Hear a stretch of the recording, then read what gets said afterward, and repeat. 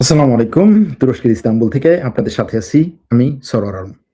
বিশ্বের যে প্রান্ত থেকে আমার সাথে এই মুহূর্তে লাইভে যোগ দিয়েছেন এবং পরবর্তীতে এই ভিডিও দেখবেন, সবাইকে আন্তরিক শুভেচ্ছা এবং ধন্যবাদ। ইরানের রাষ্ট্রপতি এখন আছেন পাকিস্তানে। তিনি পাকিস্তানের রাষ্ট্রপতির সাথে মিটিং করেছেন, পাকিস্তানের ফিল্ড মার্শাল আসিফ মুনিরের সাথে মিটিং করেছেন, পাকিস্তানের অন্যান্য কর্মকর্তাদের সাথে, ঊর্ধ্বতন কর্মকর্তাদের সাথে মিটিং করেছেন এবং সেখানে পাকিস্তান, ইরান, কাতার এবং সৌদি আরব, এই যে এরা অনেকগুলো মিটিং করলো গত কয়েক সপ্তাহে, সেগুলোর বিস্তারিত নিয়ে আলোচনা করেছেন। ঠিক সেই সময়ে ইরানের এবং ওমানের পররাষ্ট্রমন্ত্রীরা একটা বৈঠক করে যৌথ একটা বিবৃতি দিয়েছে। বিবৃতিতে তারা বলেছে যে হরমুজ প্রণালী দিয়ে যাওয়া জাহাজগুলো থেকে সার্ভিস চার্জ আদায় করার জন্য দুই দেশ সম্মত হয়েছে। তারা ভবিষ্যতে এই চার্জটা নির্ধারণ করবে এবং এই সার্ভিস চার্জ নির্ধারিত হবে আন্তর্জাতিক আইন মেনে। আন্তর্জাতিক আইন এই সার্ভিস চার্জ নিয়ে কি বলছে সেটা আমরা আলোচনা করব। তবে এই হরমুজ প্রণালী বন্ধ, হরমুজ প্রণালী আটকা, হরমুজ প্রণালী খোলা, আমেরিকা খুলে দিচ্ছে, ইরান বন্ধ করছে, আমেরিকা ইরানকে হুমকি দিচ্ছে, ইরান আলোচনা টেবিল থেকে চলে যাচ্ছে, এই যে বিষয়গুলো চলছে গত কয়েকদিন ধরে, এটা হচ্ছে এই আগামী 7 দিন যে একটা আলোচনা চলবে সেটায় প্রেসার ক্রিয়েট করার পরিকল্পনা এবং সেটার একটা কৌশল। সেই কৌশলের অংশ হিসেবেই গত 2 দিন ধরে মার্কিন গণমাধ্যমে বিভিন্ন ধরনের খবর বেরিয়েছে। তার মধ্যে একটা হচ্ছে যে ইরান তার মিসাইল প্রকল্প পুরোপুরি বন্ধ করে দেবে, সেটা আলোচনায় আসবে। তারপরে ইরানের যেই সমস্ত পরমাণু প্রকল্পগুলো, পরমাণু স্থাপনাগুলো আছে, সেগুলোতে আন্তর্জাতিক পরমাণু সংস্থার অফিসিয়ালদের ইরান ঢুকতে দিবে, তারা সেখানে ঢুকবে এবং দেখবে। আমেরিকার সাথে ইরান এই বিষয়ে মোটামুটি ঐক্যমত হয়েছে। এই ধরনের বিভিন্ন বক্তব্য প্রচার হচ্ছে, নামে বেনামে প্রচার হচ্ছে।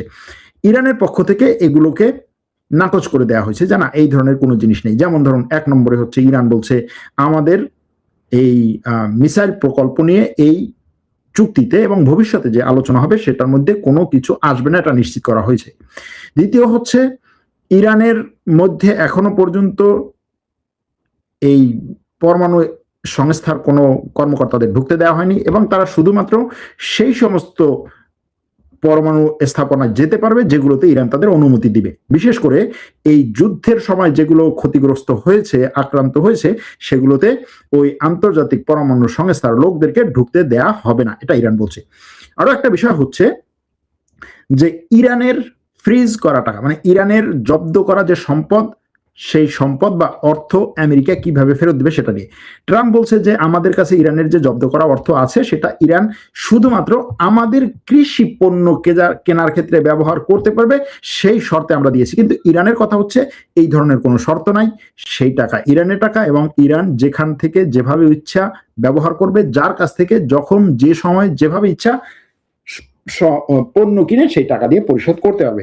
এই জিনিসগুলো নিয়ে আসলে একে অপরের উপরে চাপ সৃষ্টি করার চেষ্টা করছে। ওদিকে লেবানন নিয়ে ইসরায়েল ইরানের উপরে, আমেরিকার উপরে চাপ সৃষ্টি করার চেষ্টা করছে। লেবানন নিয়ে ইসরায়েল লেবাননে আক্রমণ করছে। আবার ইসরায়েলের পররাষ্ট্রমন্ত্রী বলছে যে লেবাননে তো আমরা আক্রমণ করি না, লেবাননে তো আমরা দখল করি না, লেবাননে তো আমরা গিয়ে দখল করি না, লেবানন তো দখল করে রেখেছে ইরান আর হিজবুল্লাহ। সুতরাং ইরান আর হিজবুল্লাহ দখল থেকে আমরা আসলে লেবাননকে মুক্ত করতে যাচ্ছি, আমরা তো সেখানে যাচ্ছি হচ্ছে লেবাননের মানুষদেরকে স্বাধীনতা দিতে। সুতরাং আমাদেরকে দোষ দেওয়ার কোনো দরকার নেই, এখানে দোষ দিতে হলে সেটা দিতে হবে ইরানকে এবং হিজবুল্লাহকে। এটা হচ্ছে ইসরায়েলের পররাষ্ট্রমন্ত্রীর কথা। যে আলোচনা আজকে হেডলাইন যেটা, সেটা হচ্ছে যে ইরানের আকাশে জেলিফিশ ড্রোন দেখা গেছে। জেলিফিশ ড্রোন কি এবং কে বলল এই ঘটনা? ইরানের আকাশে জেলিফিশ ড্রোন দেখার কথা বলেছে মূলত মার্কিন একজন পাইলট। আপনারা জানেন যে এই বছরের এপ্রিল মাসের দিকে ইরানের আকাশে গুলি করে একটা বিমান ভূপাতিত করা হয়েছিল এবং সেই বিমান বা মার্কিন ফাইটার জেট ভূপাতিত হওয়ার পর সেখানে সেই বিমানের একজন পাইলট প্রায় কয়েকদিন ধরে নিখোঁজ ছিল। তাকে উদ্ধার করার জন্য আমেরিকা ব্যাপক পরিমাণে রোমাঞ্চকর একটা অভিযান করেছিল। সেই অভিযানের মাধ্যমে এই পাইলটকে মার্কিন স্পেশাল ফোর্সের সদস্যরা উদ্ধার করে। সেই বিমানটির পাইলট উদ্ধার হওয়ার পর তাকে মার্কিন গোয়েন্দা কর্মকর্তারা জিজ্ঞাসাবাদ করে যে তুমি ওখানে কি কি দেখেছো, কি হয়েছে, কি ঘটেছিল, কিভাবে ভূপাতিত হয়েছে, কে আক্রমণ করেছে, এই সমস্ত। তখন সে বলে যে আমি ইরানের আকাশে জেলিফিশের মতো ড্রোন দেখেছি, মানে জেলিফিশের আকৃতিতে অনেকগুলো ড্রোন দেখেছি, যেটা আমি আমার জীবনে আর কখনোই দেখিনি। বিশাল আকৃতির জেলিফিশ, অনেকগুলো ড্রোন একত্র হয়ে এরকম একটা অবয়ব তৈরি করেছে, এবং আমি জানি না তারা কিভাবে কাজ করে, কি কাজ করে, কিভাবে আক্রমণ করে, কিন্তু এটা দেখে আমি হতবাক হয়েছি। এই তথ্য শোনার পর মার্কিনীদের মধ্যে এখন তারা একটু নড়ে চড়ে বসছে।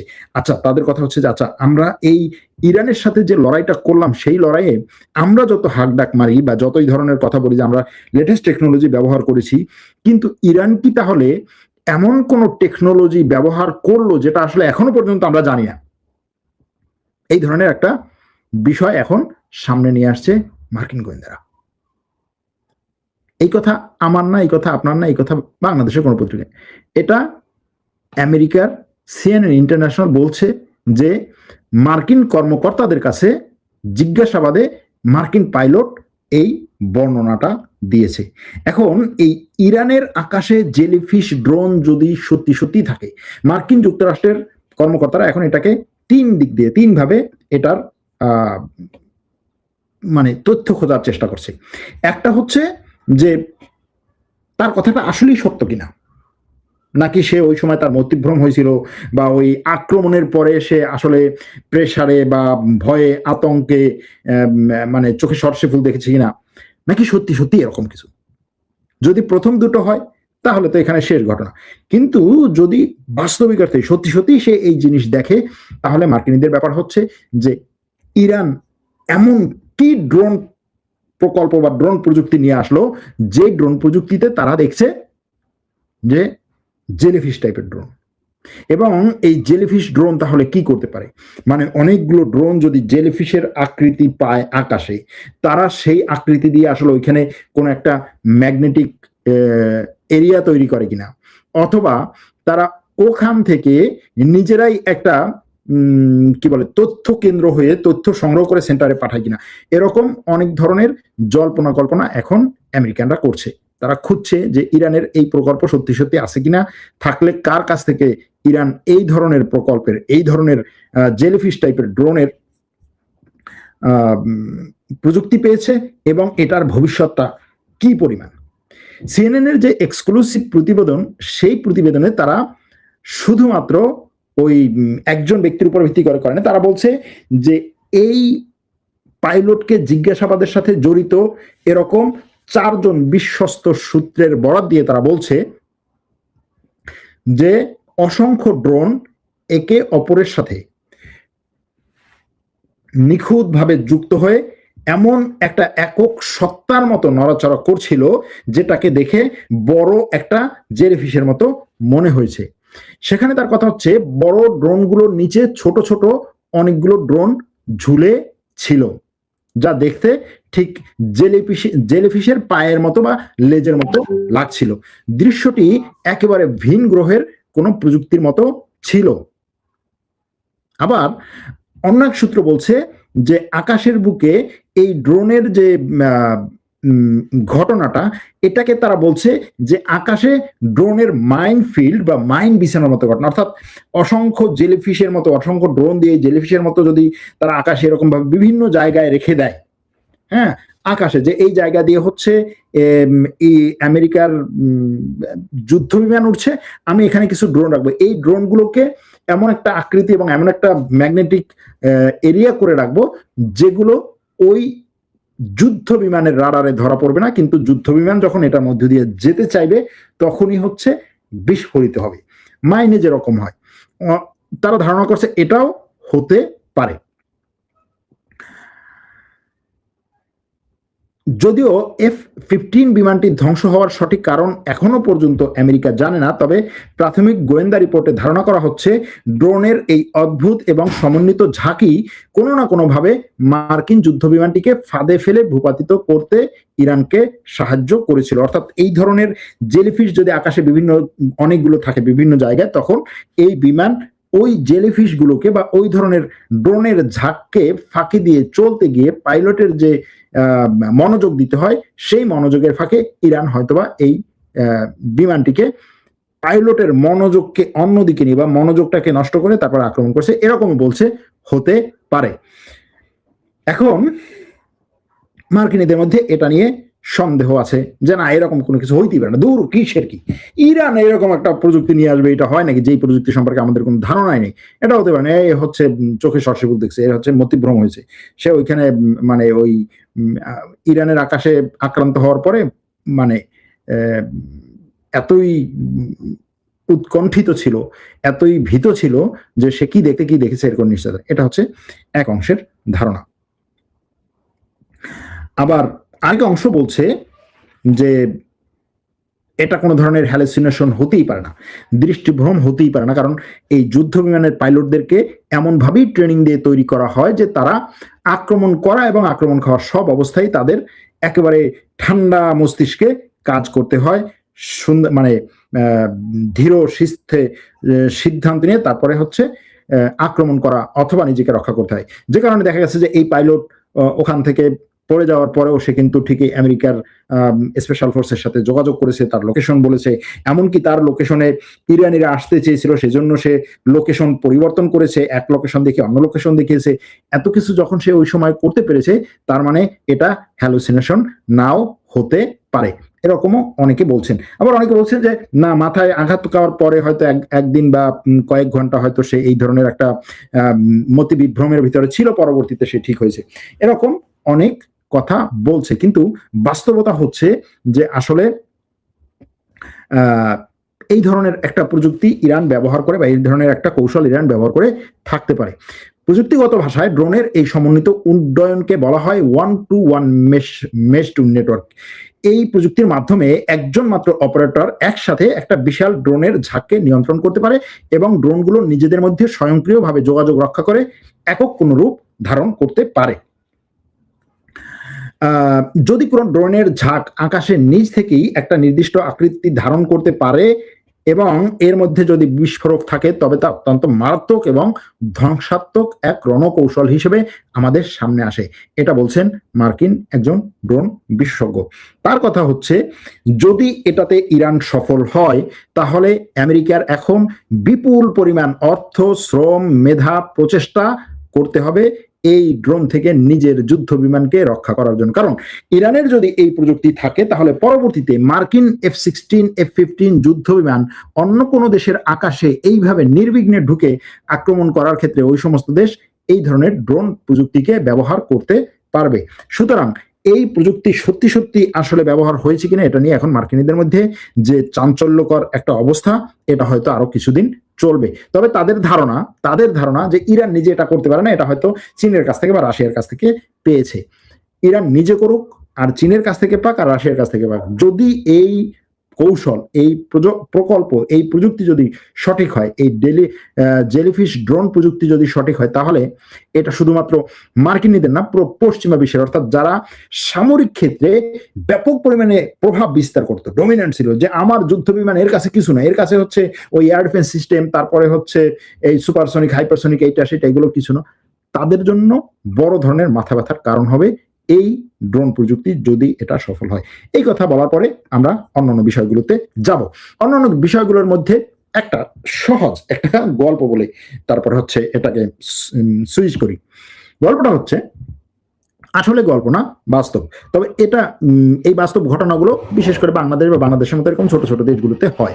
সেটা কি? সেটা হচ্ছে বিদেশে যদি কোনো একটা অনুষ্ঠান হয়, কোনো একটা প্রোগ্রাম হয়, কোনো একটা বড় ধরনের সম্মেলন হয়, সেই সম্মেলনে আমাদের মতো দেশগুলোতে কি হয়, কোনো একটা অফিসের কর্মকর্তা যাবে, তখন তাদের মধ্যে হচ্ছে মানে প্রতিযোগিতা লেগে যায় যে কে যাবে, আমি যাব না ও যাবে, এ যাবে না আমি যাব, এবং লবি করা শুরু করে।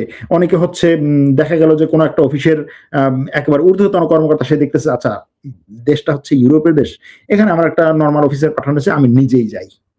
এটাও কিন্তু হয়, যেখানে তার হচ্ছে একজন নর্মাল অফিসার যাওয়ার কথা একটা প্রোগ্রামে, সে নিজেই সেখানে যায়, একটু ঘুরে টুরে আসি। তো এই যে বিদেশে ট্যুরে যাওয়ার ক্ষেত্রে যে অসম প্রতিযোগিতা, এটা শুধুমাত্র বাংলাদেশে না, আরো বিভিন্ন দেশ আছে। তার মধ্যে একটা সহজ উদাহরণ হচ্ছে চেক রিপাবলিক। চেক রিপাবলিকে প্রেসিডেন্ট এবং প্রধানমন্ত্রী, রাষ্ট্রপতি এবং প্রধানমন্ত্রী, এই দুজনের মধ্যে একটা বিদেশ সফরে কে যাবে এটা নিয়ে ব্যাপক পরিমাণে দ্বন্দ্ব, ঝগড়া, একে অপরকে হচ্ছে বাইপাস করা, তুমি যেতে পারবে না আমি যাবো, আমি যেতে পারবো না তুমি যাবো। শেষ পর্যন্ত যেটা হয়েছে যে এরা দেশের সর্বোচ্চ আদালতে গেছে যে ভাই আদালত তুমি সিদ্ধান্ত দাও কে যাবে, আমি যাব নাকি ও যাবে, প্রেসিডেন্ট যাবে নাকি প্রধানমন্ত্রী যাবে। কোথায় জানেন প্রোগ্রামটা কি? প্রোগ্রামটা হচ্ছে ন্যাটো শীর্ষ সম্মেলন, তুরস্কের আঙ্কারায় ন্যাটো শীর্ষ সম্মেলন হবে এই যে আগামী মাসের শুরুর দিকে। সেই ন্যাটো শীর্ষ সম্মেলনে আসার জন্য চেক রিপাবলিকের প্রধানমন্ত্রী, প্রতিরক্ষা মন্ত্রী এবং পররাষ্ট্রমন্ত্রী তারা তাদের নাম লিখেছে যে আমাদের ডেলিগেশনে এরা থাকবে, এবং সরকারিভাবেও তারা এটা সিদ্ধান্ত নিয়েছে। কিন্তু রাষ্ট্রপতি বলছে দূর কিসের কি, আমি যাব, তোমরা যদি যাও তোমাদের সাথে আমিও যাব। এটা হচ্ছে রাষ্ট্রপতির কথা যে ভাই তোরা যাচ্ছ আমারও নিয়ে যা। এখন চেক রিপাবলিকের প্রধানমন্ত্রীর কথা হচ্ছে ভাই তুমি রাষ্ট্রপতি হিসেবে তুমি কেন যাবা, তোমার এখানে কিছু নাই, কোনো খাওয়া নাই, এখানে যাবে হচ্ছে ক্যাবিনেটের সিদ্ধান্ত হবে যে কে যাবে। আমরা সিদ্ধান্ত নিয়েছি। এখন রাষ্ট্রপতি সে আবার তার আবার ঝামেলা আছে, মানে ঝামেলা আছে বলতে পিছনে কিছু কাহিনী আছে। সে একসময় ছিল দেশটির প্রতিরক্ষা প্রধান, তারপরে হচ্ছে একসময় ছিল সে ন্যাটোর সর্বোচ্চ কর্মকর্তা। এই সব কারণে, এই সমস্ত কারণে সে চাইছে যে আমি যাই। হ্যাঁ, প্রেসিডেন্ট যিনি পাভেল, তিনি একটা সময় হচ্ছে ন্যাটোর মিলিটারি কমিটির প্রধান ছিল এবং একজন ঊর্ধ্বতন সেনা কর্মকর্তা। এখন তার কথা হচ্ছে ভাই এই ন্যাটোতে আমি যাবো না তোমরা যাবো, এটা হয় নাকি? এ নিয়ে দেশে এখন মামলা চলতেছে।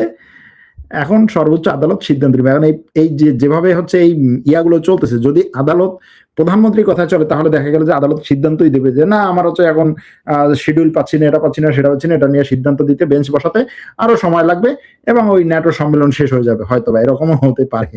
এই গেল একটা। আচ্ছা যাই হোক, ন্যাটো সম্মেলন আছে, ন্যাটো সম্মেলন আঙ্কারায় হবে এবং জুলাই মাস, আগামী মাসে 7-8 তারিখে হবে। এই জন্য আঙ্কারায় ব্যাপক প্রস্তুতি। আঙ্কারায় সরকারি কর্মকর্তা কর্মচারীদেরকে এই 2 দিনের জন্য ছুটি দেওয়া হয়েছে।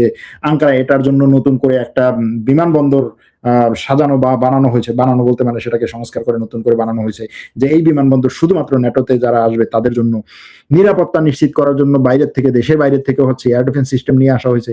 কিন্তু আমার কাছে একটা জিনিস মনে হয়, আপনাদের অনেকের প্রশ্ন আছে এটা, যে ভাই ইউক্রেন রাশিয়াতে যে পরিমাণ আক্রমণ করছে গত 2 সপ্তাহ ধরে, যেই পরিমাণ আক্রমণ, মানে রাশিয়া হচ্ছে এখন চোখে সর্ষে ফুল দেখছে, এরকম ভাবে ইউক্রেন রাশিয়ার বেসামরিক, বিশেষ করে তেলের ডেপোগুলোতে আক্রমণ করছে, তেলের স্থাপনাগুলোতে আক্রমণ করছে।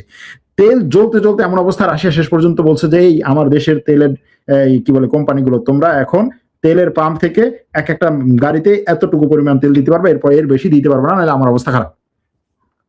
এখন এই অবস্থায় সবার প্রশ্ন, আচ্ছা ইউক্রেন এত আক্রমণ করতেছে, এত কিছু করতেছে, রাশিয়া কেন কিছু করতেছে না? রাশিয়া আক্রমণ করবে কিনা, নাকি রাশিয়ার আক্রমণ করার ক্ষমতা নাই? যারা ইউক্রেন রাশিয়া যুদ্ধটার কাছ থেকে দেখছেন তাদের কাছে মনে হবে যে হ্যাঁ রাশিয়ার আক্রমণ করার ক্ষমতা আছে, কিন্তু করছে না কেন? এখন এই যে আক্রমণটা করছে না কেন, এটার উত্তর এরকম হতে পারে যে রাশিয়ার প্রেসিডেন্ট ভ্লাদিমির পুতিন কিন্তু অনেক সময় এটা করেছে যে আক্রমণ আসছে, সে বসেছিল মাটি কামড়ে বসেছিল, তারপরে হচ্ছে সুযোগ বুঝে বড় ধরনের হামলা করে, এটা করে। এবং সে যেহেতু গোয়েন্দা ব্যাকগ্রাউন্ড আছে তার, সেহেতু সে এই ধরনের জিনিসগুলো করে। এজন্য এখন আমার কাছে মনে হয় যে এই লোক এখন মাটি কামড়ে থেকে থেকে থেকে থেকে আঙ্কারায় যখন ন্যাটো সম্মেলন হবে ঠিক সেই সময় তুরস্কের কাছাকাছি কোনো জায়গায়, হ্যাঁ, বা তুরস্কের সীমান্তবর্তী কোনো জায়গায়, বা তুরস্কের কি বলে জলসীমার কাছাকাছি কোনো কিছুতে ইউক্রেনে ব্যাপক পরিমাণে ওই সময় আক্রমণ দেখাবে। মানে ন্যাটো এখানে ঠিক আছে দেখাচ্ছি তোমাকে আক্রমণ, আসো খেলা হবে, এরকম একটা জিনিস হওয়ার সম্ভাবনা আছে। এরকম হতে পারে যে তুরস্কের সীমানার কাছাকাছি দেখবেন যে বেনামি কিছু ড্রোন উড্ডয়ন করতেছে, তারপরে হচ্ছে তুরস্কের আকাশ সীমায় ঢোকার সময় কিছু ড্রোন ভূপাতিত হয়েছে, এরকম ঘটনাও ঘটতে পারে। তবে রাশিয়ার প্রেসিডেন্ট বলছে যে আমি পাল্টা আক্রমণ করতে চাই না, আমরা একটা যুদ্ধবিরতি চাই। তবে সেই যুদ্ধবিরতিতে তার শর্ত হচ্ছে ইস্তাম্বুল মিটিং এ বা ইস্তাম্বুল আলোচনায়, ইস্তাম্বুলে যে রাশিয়া এবং ইউক্রেনের মধ্যে একেবারে যুদ্ধ শুরুর পরে আলোচনা হয়েছিল, সেই আলোচনায় তারা যেই বিষয়গুলোতে সিদ্ধান্ত নিয়েছিল, যেই বিষয়গুলোতে সম্মত হয়েছিল, সেই বিষয়গুলোতে যদি সম্মত হয় ইউক্রেন, তাহলে রাশিয়া এই আলোচনায় বসবে। সেগুলো কি ছিল? সেগুলো হচ্ছে রাশিয়ার দখলকৃত জায়গা রাশিয়ার কাছে ছেড়ে দিতে হবে, ইউক্রেন রাশিয়ার ওই দখলকৃত জায়গা ফেরত নিতে পারবে না, ইউক্রেন কখনো ন্যাটোর সদস্য হতে পারবে না, ইউক্রেনের সেনাবাহিনী থাকবে না, ইউক্রেনের হচ্ছে বর্তমান প্রেসিডেন্ট ক্ষমতা থাকতে পারবে না, এরকম অনেকগুলো জিনিস, এরকম অনেকগুলো জিনিস। রাশিয়া বলছে সেটা যদি হয় তাহলে আমি আসি। আর ইউক্রেনের প্রেসিডেন্ট এখন ফুরফুরে মেজাজে আছে, তার কথা হচ্ছে অনেকদিন পরে রাশিয়াকে আমি এমন মার দিচ্ছি যে মার দেখে এখন ইউরোপের লোকেরাও আমাকে সাপোর্ট দিচ্ছে, সুতরাং এটা আমার কন্টিনিউ করতে হবে। এই হচ্ছে ইউক্রেন রাশিয়ার পরিস্থিতি। এবারে আসি আরো একটা গুরুত্বপূর্ণ খবরে, সেটা হচ্ছে কি ইরান এবং ওমান সিদ্ধান্ত নিয়েছে যে তারা হরমুজ প্রণালী দিয়ে যেই সমস্ত জাহাজ যাবে সেই সমস্ত জাহাজের কাছ থেকে সার্ভিস ফি নেবে, টোল না। এটাকে অনেকে হয়তো টোল বলতে পারেন, কিন্তু এটা হচ্ছে সার্ভিস ফি। সার্ভিস ফিটা কি? সার্ভিস ফি হচ্ছে একটা জাহাজ যখন একটা প্রণালী দিয়ে যায়, প্রণালী দিয়ে যেতে গেলে ওই জাহাজটা কোন জায়গা দিয়ে যাবে, হ্যাঁ, সেটা নির্ধারণ করতে হয় ওই প্রণালীর দুই পাশে যারা থাকে। যদি দুই দেশ থাকে তাহলে দুই দেশ, এক দেশ থাকলে এক দেশ। সেখানে লাইটিং সিস্টেম করে যে এইখানে দেখো এই লাল লাইট, হলুদ লাইট, এই দিক থেকে যাবা ওই দিক থেকে যাবা, এই যে লাইট হাউস থাকে না এরকম। তারপরে হচ্ছে তাদেরকে দিক নির্দেশনা দেয় যে দেখো এইখানে হচ্ছে পানি গভীর, এখান দিয়ে যাও, ওখানে পানি কম গভীর, ওখান দিয়ে যেও না। আবার হচ্ছে যে না প্রণালী এখন অন্যান্য জাহাজগুলো চলাচল বেশি করতেছে, তোমার সিরিয়ালে থাকতে হবে, এই জিনিসগুলো মেনটেন করে। এটার জন্য একটা সার্ভিস নেই, এখন সার্ভিস চার্জ নেই। এখন ইরানের কথা হচ্ছে আমি ওমানের সাথে একত্রে এই সার্ভিস চার্জটা নির্ধারণ করবো এবং আন্তর্জাতিক আইনের বাইরে গিয়ে আমি কিছু করব না। এখন প্রশ্ন হচ্ছে আন্তর্জাতিক আইন এই সার্ভিস চার্জকে কিভাবে দেখে এবং ইরান এই সার্ভিস চার্জ কত নিতে পারে, কিভাবে নিতে পারে, কত হতে পারে। আন্তর্জাতিকভাবে এটা নিয়ে যে বিভিন্ন ধরনের দেশে প্রয়োগ আছে সেগুলো কিরকম, আমরা সেটা নিয়ে একটু কথা বলি। সবচেয়ে একেবারে সহজে যদি বলতে হয়, এই ধরনের একটা সার্ভিস চার্জ তুরস্ক নিচ্ছে। তুরস্কের এই যে বসফরাস প্রণালী দিয়ে, বসফরাস প্রণালী দিয়ে যত জাহাজ যায় তুরস্ক তাদের কাছ থেকে সার্ভিস চার্জ নেয়। এটা নতুন না, এই সার্ভিস চার্জটা তুরস্ক নেওয়া শুরু করে হচ্ছে কখন থেকে এই সার্ভিস চার্জটা নেওয়া শুরু করে, এটা একেবারে ধরেন আজ থেকে কত বছর আগে বলবো, আজ থেকে হচ্ছে কখন থেকে নেওয়া শুরু করে, 1800 কত সালের দিকে নেওয়া শুরু করে তুরস্ক, ঠিক আছে, সার্ভিস চার্জটা 1983 সাল, সরি 1983 সাল থেকে নেওয়া শুরু করে তুরস্কে সার্ভিস চার্জ। এর আগে থেকেই অল্প অল্প নিতে, কিন্তু সেটার কোনো ভ্যালু ছিল না। যেমন ধরেন সার্ভিস চার্জটা কিভাবে নির্ধারণ হয়, সার্ভিস চার্জটা এই ক্ষেত্রে নির্ধারণ হয় যে কার জাহাজ কত বড়, ঠিক আছে, কত বড় জাহাজ। এখন ধরেন আপনি একটা বড় জাহাজ নিয়ে যাচ্ছেন কিন্তু জাহাজ খালি, সেক্ষেত্রে আপনার বা জাহাজের হচ্ছে ওজন আছে কিন্তু জাহাজের ধারণ ক্ষমতা কম, সার্ভিস চার্জটা কিভাবে নির্ধারণ হবে? এই চার্জটা নির্ধারণ হয়, এটাকে বলা হয় হচ্ছে নেট টনাজ। নেট টনেজ কি? N T, net tonnage.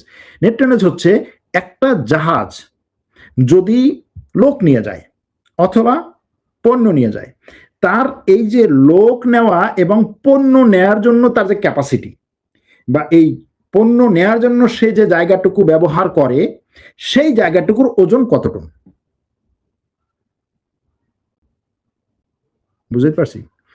পণ্য নেয়ার জন্য তার যে জায়গা, অর্থাৎ তার পণ্য পরিবহনের যে জায়গা, সেখানে সে কতটুকু টন পণ্য পরিবহন করতে পারে, অথবা সে লোক নেয়ার জন্য যে জায়গা ব্যবহার করছে সেটার ওজন কিরকম বা সেই জায়গার ক্যাপাসিটি কি, সেটার উপর ভিত্তি করে। এখন এটার উপর ভিত্তি করে কতটুকু চার্জ নিতে পারে। তুরস্কের যে কথাটা বললাম, এটা এই জন্য বলছি যে এটার উপর ভিত্তি করে আপনি ধারণা করতে পারবেন যে ইরান একটা জাহাজ থেকে কতটুকু টাকা পেতে পারে। তুরস্ক 1983 সাল থেকে 2022 সাল পর্যন্ত সে এই প্রতি টন থেকে $80, এক টন থেকে এক টনের জন্য $80 নিত। তো একটা জাহাজের ওজন যদি মনে করেন 2000, এই যে নেট টোনাজ যদি হয় 2000, তাহলে 2000 নেট টোনাজ থেকে 80 সেন্ট করে হলে কত হয়? $2000ও না, তারও কম। তারপরে ধরেন যদি এটা হচ্ছে ছোট জাহাজগুলো, যদি হচ্ছে মিডিয়াম সাইজের জাহাজ হয়, মিডিয়াম সাইজের জাহাজের নেট টোনাজ হয় ধরেন 15,000 থেকে 20,000 টন নেট টোনাজ। তাহলে 15,000 থেকে 20,000-এর জন্য তখন তুরস্ক কত নিত? এটা আমি বলতেছি 2022 সাল পর্যন্ত কত নিত, ধরেন $10,000 মতো মিডিয়াম সাইজের একটা থেকে।